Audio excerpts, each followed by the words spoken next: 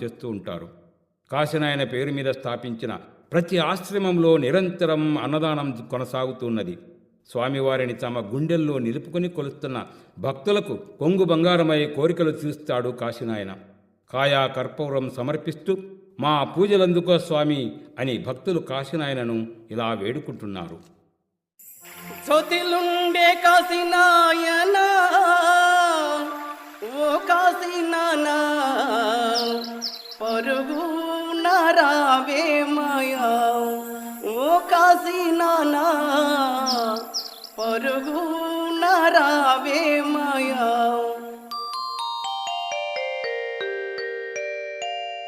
జ్యోతిలుండే కాశీనాయన ఓ కాశీనాయన పరుగున రావే మాయా ఓ కాశీనాయన పరుగున రావే మాయా.